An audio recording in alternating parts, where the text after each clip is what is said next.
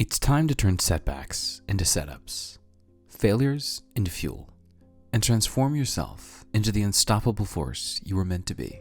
Winston Churchill once said, "Success is not final, failure is not fatal, it is the courage to continue that counts." So let's not waste more time. Embrace the storm. When I hit rock bottom, I realized the first step to a monumental comeback is embracing the storm. As Vivian Green beautifully puts it, life isn't about waiting for the storm to pass, but about learning to dance in the rain. Don't fear the challenges, dance with them. My darkest times taught me resilience and ignited a fire within me. Instead of drowning in adversity, use it as a platform to launch your comeback. Your struggles are the raw material for your success story. Rediscover your passion. It's the driving force behind every great comeback.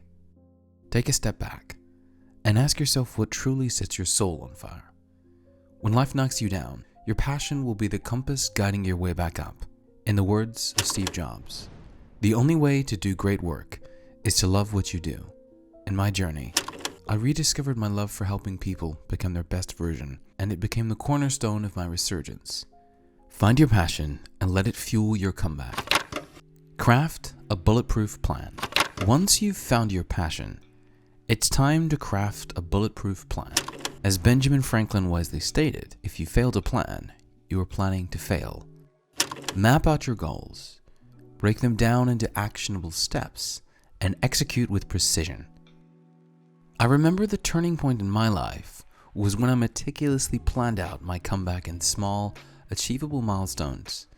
Each small victory fueled my motivation, propelling me closer to the grand comeback I envisioned. Surround yourself with champions. Bro, you can't make the greatest comeback of your life alone.